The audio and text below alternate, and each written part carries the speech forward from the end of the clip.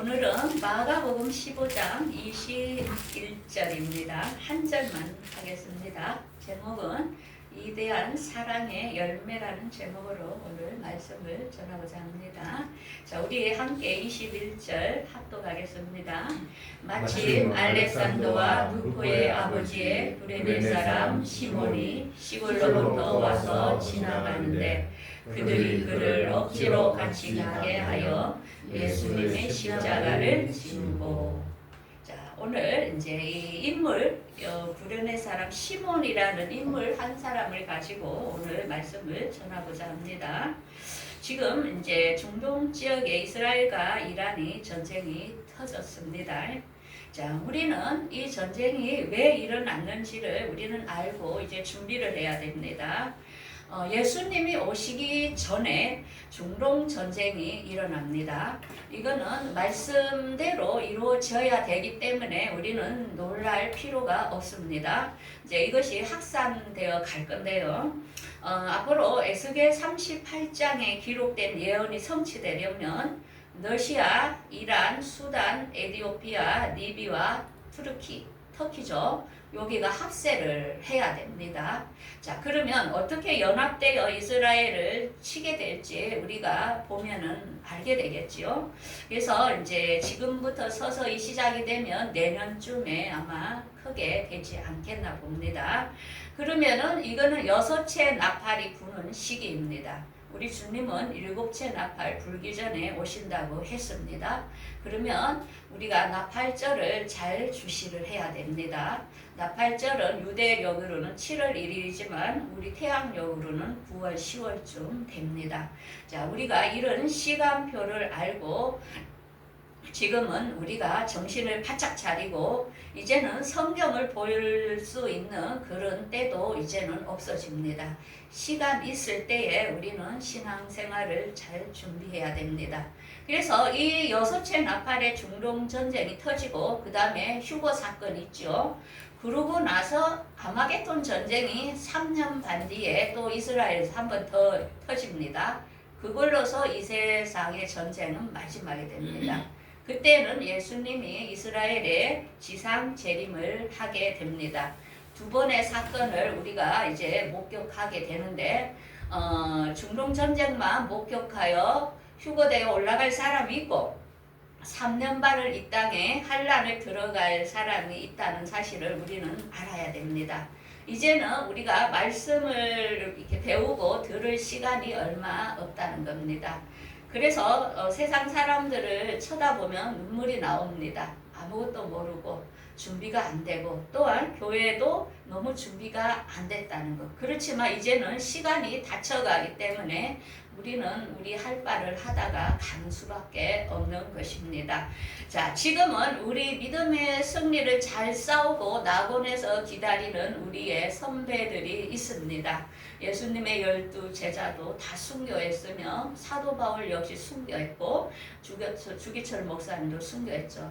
이들은 지금 별로서, 그죠? 영광스러운 별로서 우리가 승리하고 오기를 지금 기다리며 응원하고 있습니다.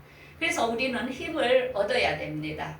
우리 선배들도 했기 때문에 우리도 할 수 있다는 자신감을 가져야 됩니다. 그래서 이들이 무엇 때문에 그런 처형, 순교 이런 상황에서도 승리했을까? 그들은 예수님의 사랑을 알았기 때문입니다. 예수님이 본인들에게 주신 그 사랑이 몸속까지 들어갔기 때문에 그들은 그런 어려움도 이길 수 있었던 거죠. 자, 그러면 예수님이 우리에게 베푸셨던 그 위대한 사랑이 무엇일까요? 우리 인간은 누구나 한 번은 죽습니다.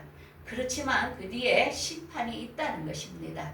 그래서 우리 인간은 아담의 후예로서부터 우리는 마귀를 따라 공중권세를 잡은 자들을 따라서 우리가 원하는 육체의 소유과 모든 걸 행하며 죄를 지을 수밖에 없는 존재였다는 것입니다.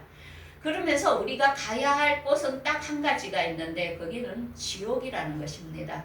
거기 부서지도 죽지 않고 불도 꺼지지 않는 그런 것을 우리는 모든 사람이 가도록 정해져 있다는 것입니다. 그런데 이것에 하나님께서 우리에게 사랑을 베풀어 줬는데 그 사랑은 우리 죄를 위하여 본인의 아들로 화목제물로 십자가에 주어졌다는 것입니다. 그래서 하나님은 그 사랑을 우리에게 이렇게 보여주셨다는 것입니다. 그래서 예수님께서는 그 십자가를 지기 위하여 그가 찔림은 우리의 허물을 없애기 위해서 그는 찔림을 받았고, 그 다음에 우리의 죄악 때문에 그는 상함을 입었고, 그 다음에 그가 징계를 받음으로 우리는 평화를 누리며, 그가 채찍에 맞음으로 우리의 모든 질병이 우리에게 다 나음을 입었다는 것입니다. 그래서 우리는 각기 제 길로 갔지만은 그 죄악을 예수님에게 우리의 모든 죄를 담당한 이 사건이 엄청난 사랑의 사건이라는 것입니다. 그래서 우리는 그리스도께서 우리의 죄를 위하여 영원한 제사를 드리고 하나님 우편에 앉아 계셨다는 것입니다. 자, 그러면 우리가 죄가 용서됐을까요? 안 됐을까요? 예, 예수님께서는 한 번에 우리의 죄를 다 해결을 해버렸다는 것입니다. 그래서 우리는 육신적으로 누구나 죄를 지을 수 있다는 것입니다. 그런데 이 육신적으로 짓는 죄는 예수님 때문에 우리가 사함을 입었지만은 우리가 용서받지 못할 죄가 있다는 것입니다. 그 죄는 뭐라고요? 성령을 모독하는 죄입니다. 성령으로 말씀을 거역하는 죄라는 것입니다. 많은 사람들이 왜 지옥을 가냐면은 예수님께서 하신 말씀, 성령께서 그 말씀을 우리에게 증거해 주는데 그 말씀을 배척한다는 것입니다. 말씀을 믿지 않는다는 것입니다. 그것 때문에 우리가 지옥에 간다는 것입니다. 그래서 죄의 정의를 우리가 정확히 알아야 됩니다. 하나님의 말씀을 몰라서 말씀을 거역해서 간다는 것을 우리가 알아야 된다는 것입니다. 그래서 이 죄의 문제라는 것은 얼마나 크기 때문에 우리가 그 훌륭한 성찰 스님이 마지막에 유언을 할 때에 어떤 말을 했냐? 내가 인생을 잘못 선택했다. 나는 지옥에 간다. 내 죄는 산보다 높고 바다보다 깊은데 내가 어찌 감당하랴. 내가 80년 동안 포교한 것이 우리는 헛것이다. 우리는 구원이 없다. 왜? 죄값을 해결할 자가 없기 때문이다. 여러분들 불교 믿고 또한 예수를 믿지 않는 분들은 잘 깊이 생각하십시오. 이 죄를 해결한 분은 예수밖에는 없다는 것입니다. 그래서 딸하고 54년을 단절하고 살았지요. 딸도 거기에 출가했지요, 불교에. 그러면서 딸에게 내가 잘못했다. 내가 인생을 잘못 선택했다. 나는 지옥에 간다. 얼마나 성철 스님 같은 분은 위대한 분입니까? 아무 말 절제하면서 그가 산 삶이 엄청난데 그게 다 부질 없었다는 것입니다. 그래서 이 죄 문제라는 것은 모든 사람이 이 죄 문제를 해결하지 못해서 지금도 고뇌를 겪고 있는 사람이 많다는 것입니다. 하지만 이 죄 문제는 예수님께서 다 해결을 했다는 것입니다. 그래서 오늘 이 여기 본문에 나오는 구레네 사람 시몬이라는 이 사람, 예수님의 그 사랑에 얼마나 매료되어 그가 얼마나 많은 열매를 퍼뜨렸는지 오늘 이 시몬이라는 인물에 대하여 오늘 보기로 하겠습니다. 이 구레네 시몬이라는 사람은 6월절에 이제 예수님께서 십자가를 지고 가는 그때에 어떻게 구레네라는 지역에서 구레네 같으면 지금 지도에 보면 예루살렘하고 지금 떨어져 있죠. 그쪽에서 예루살렘까지 온 겁니다. 이제 1년에 3번은 모든 사람들이 디아스포라에 있는 유대인들이 6월절과 77절 초막절을 지키기 위해서 예루살렘을 방문을 했습니다. 그래서 이분도 뭐 때문에 왔는지는 몰라도 정말 재수가 없어요. 예수님이 십자가 지는 걸 이제 구경하러 갔는데 그냥 그 옆에 딱 가니까 예수님이 하필 거기에서 왜 넘어지는 거예요? 넘어지니까 노마 병정이 그 사람에게 이 십자가를 지라고 예수님 대신 그 사람을 지고 끌고 가게 했지요. 그럼 우리 생각에는 이게 억지로 나의 의도하고는 관계없이 이 십자가를 진 겁니다. 마찬가지입니다. 우리가 믿고 싶어서 예수를 믿는 사람도 있지만 어떻게 하다 보니 억지로 나는 그거 지기 싫은데 나는 그 길 가기 싫은데 억지로 지음을 받은 사람이 있을 것입니다. 불운의 시몬도 억지로 지었습니다. 내 의도하고는 관계가 없어요. 나는 이런 고난의 길을 가기 싫어요. 그런데 억지로 이렇게 딱 찌뽕을 한 거죠. 예수님께서 이렇게 지금 예수님하고 같이 치고 가죠. 그러면 이 십자가에서 이 예수님의 피와 땀이 이 십자가에 얼룩졌겠죠. 그 나무에, 죽은 나무에 예수님의 피와 예수님의 땀이 얼룩진 것이 시몬에게 전달이 된 겁니다. 이거는 예수님의 언약과 말씀이 시몬에게 임한 것입니다. 그래서 이 십자가 사건은 그냥 사건이 아니라는 것입니다. 그래서 이사야는 이렇게 예언을 했지요. 53장 10절에 여호와께서 그에게 상함을 받게 하시기를 원하사 질고를 당하게 하셨은즉 그의 영혼은 속건 제물로 드리기에 이르며 그가 씨를 보게 되며 그의 날길은 길 것이요 그의 손으로 여호와께서 기뻐하시는 뜻을 성취하리로다. 예수님께서 속건 제물로 드리면서 그때에 예수님 때문에 거기에서 씨가 나온다는 것입니다. 그래서 최초로 불운의 시몬에게 그 씨가 들어간 겁니다. 그래서 거기에서 열매가 길게 펼쳐질 것을 이사야서는 예언을 하고 있습니다. 우리가 잘 아는 사도행전에 스데반 사건이 일어나지요.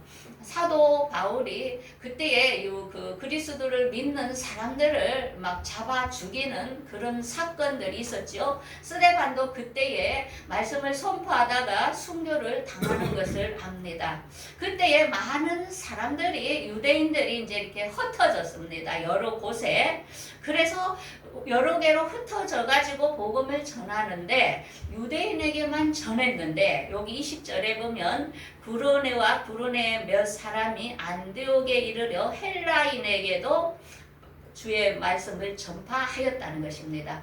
그래서 그때부터 많은 사람들이 주께 돌아오는 역사가 있었는데 먼저 이 구르네 시몬이라는 이 사람이 안디옥의 복음의 씨가 되었다는 것입니다. 우리가 잘 아는 안디옥 교회는 경건하여 정말 그리스도인이라는 이름을 받은 교회였지요. 자, 그래서 교회가 안디옥이라는 교회가 이렇게 커가다 보니까 바나바가 누구를 데리고 갔지요? 사도 바울을 갖다가 다소에 가서 불러와가지고 그때부터 안디옥에서 사도 바울이 같이 사역을 시작을 한 것을 우리가 알 수 있습니다. 자, 그러면은 사도 바울은 3차 전도 여행을 걸쳐서 복음을 전하면서 3차 전도 여행을 마칠 때에 고린도에서 로마에 편지를 썼습니다. 내가 이제 로마에 들러야 되고 이제 스바나까지 갈 계획을 하고 있었죠. 자, 그러면서 우리가 로마서 16장에 보면은 이렇게 사도 바울이 문안의 편지를 이렇게 씁니다. 주 안에서 택하심을 입은 누포와 그의 어머니에게 문안하라. 그의 어머니는 내 어머니라. 이게 누포는 시몬의 아들입니다. 그 엄마, 그러니까 그 시몬의 어머니 얼마나 귀하게 사도 바울이 섬겼다는 것을 알 수 있습니다. 그래서 이 구론의 시몬을 통하여 루포와 알렉산더, 우리가 잘 알죠. 그들의 자손들이 믿음의 열매가 맺힌 것을 우리가 알 수 있습니다. 그래서 예수님께서는 우리에게 이런 말씀을 하십니다. 내 살을 먹고 내 피를 마시는 자는 영생을 가지고 마지막 날에 내가 그를 다시 살리리니 내 살은 참된 양식이요 내 피는 참된 음료로다. 내 살을 먹고 내 피를 마시는 자는 내 안에 거하고 나도 그 안에 거하나니. 우리가 제일 중요한 것은 우리에게 예수님의 살 말씀을 말합니다. 피는 예수님이 흘리신 언약을 우리가 믿는 것입니다. 그래서 예수님의 말씀을 내 안에 가득가득 채울 때 우리가 마지막에 부활되는 몸이 된다는 것입니다. 기독교의 가장 큰 핵심은 부활입니다. 부활이 되려면 말씀을 먹어야 됩니다. 왜 전쟁이 일어나는 것이며 예수님이 왜 와야 되는 것이며 앞으로는 천년왕국이 어떻게 펼쳐질 것이며 이거를 기독교인이 아무도 모르고 산다는 것입니다. 지금 너무나 임박한 시대에 우리가 살고 있는데 너무나도 마음이 아픕니다. 그렇지만 우리는 먼저 들었기 때문에 이제 준비를 하시고 예수님의 말씀을 어떤가 성령님의 계시로 통하여 가득가득 담아야 됩니다. 그래서 어려움이 와도 놀랄 필요가 없고 우리는 이제 기쁘게 주님을 맞을 준비를 해야 된다는 것입니다. 자, 그러면 여기서 이대한 사랑의 열매 우리가 알겠지요. 불온의 사람 시몬. 우리는 그냥 그 사람이 죄수 없이 십자가 졌는갑다.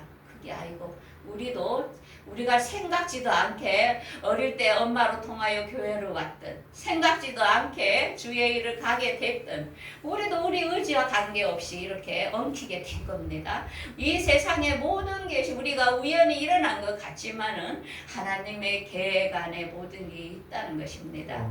정말로 이 불운의 시몬 한 사람이 헌신을 통하여 그 가족, 그 엄마 또 많은 열매가 퍼쳐져 안디옥 교회에 복음이 들어가므로 사도 바울이 선교할 수 있는 패턴을 열어주었던 정말 위대한 사건입니다. 자, 그러면은 또 우리 하나님께서 우리 제 문제만 해결해 주실까요? 우리가 가장 중요한 것은 우리가 가야 할 집이라는 것입니다. 새하늘과 새 땅을 우리에게 선물로 줬다는 것입니다. 고린도후서 5장에 이렇게 있죠.